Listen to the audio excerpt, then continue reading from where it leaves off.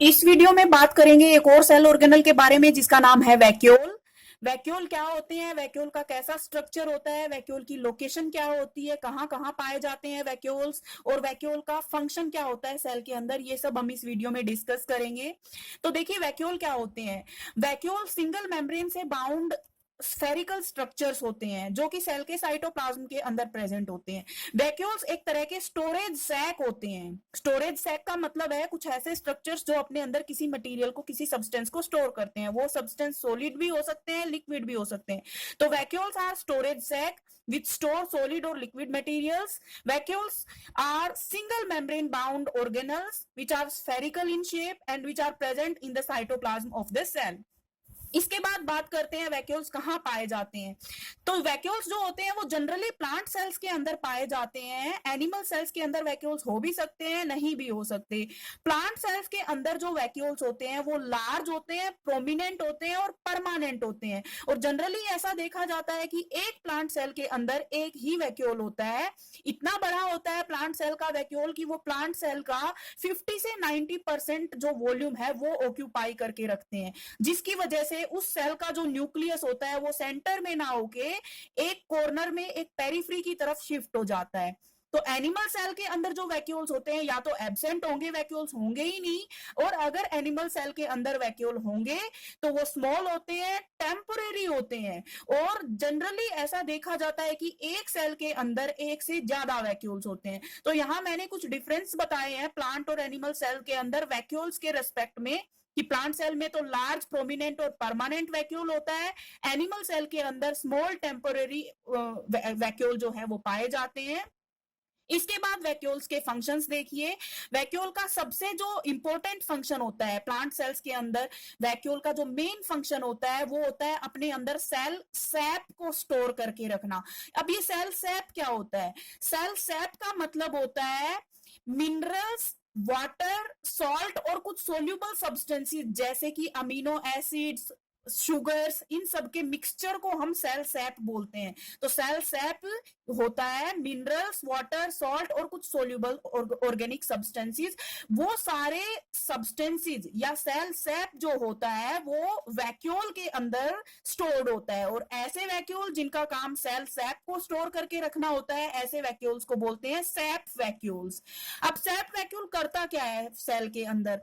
पहली चीज तो हमने यही बताया कि वो सेल के सैप को स्टोर करके रखता है।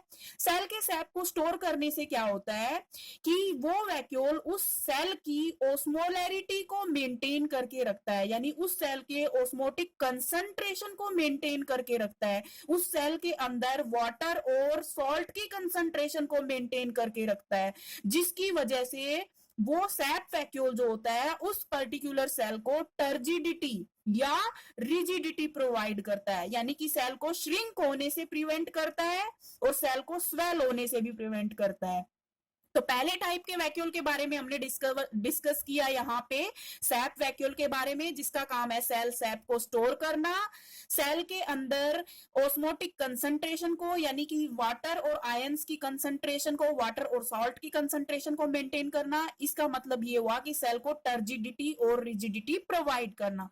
दूसरा एक और वैक्यूल होता है फूड वैक्यूल। तो जो कुछ यूनिसेल्युलर ऑर्गेनिजम्स होते हैं जैसे कि अमीबा, पैरामीशियम, इनके अंदर फूड के डाइजेशन के लिए एक टाइप का वैक्यूल प्रेजेंट होता है जिसको फूड वैक्यूल बोलते हैं। फूड के डाइजेशन के बाद जो अनडाइजेस्टेड वेस्ट बचता है, उस अनडाइजेस्टेड वेस्ट को बॉडी से बाहर निकालने का काम भी फूड वैक्यूल का होता है। तो सेकंड टाइप के वैक्यूल के बारे में हमने डिस्कस किया। फूड वैक्यूल के बारे में यूनिसेल्युलर ऑर्गेनिजम्स में पाया जाता है, अमीबा और पैरामीशियम में।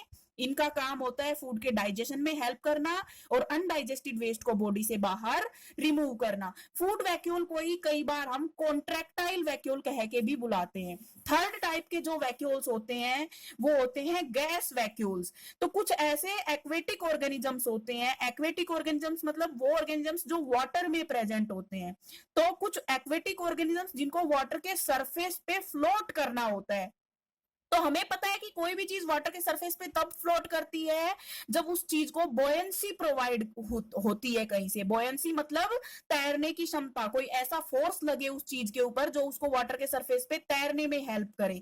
तो गैस वैक्यूल का काम होता है अपने अंदर गैस को स्टोर करके रखना और ताकि वो जो भी एक्वेटिक ऑर्गेनिज्म है वो इतना हल्का हो जाए कि वो वाटर के सरफेस पे फ्लोट कर सके। तो ये 3 टाइप के वैक्यूल्स के बारे में मैंने डिस्कस किया, सैप वैक्यूल, फूड वैक्यूल और गैस वैक्यूल।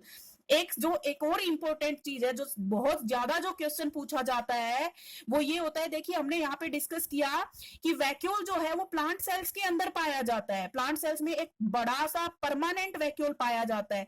तो जो वैक्यूल होता है प्लांट सेल्स के अंदर, वो वैक्यूल की जो बाहर की कवरिंग होती है, जो बाहर की मेम्ब्रेन होती है, उस मेम्ब्रेन को बोलते हैं टोनोप्लास्ट। तो ये वैक्यूल के बारे में था।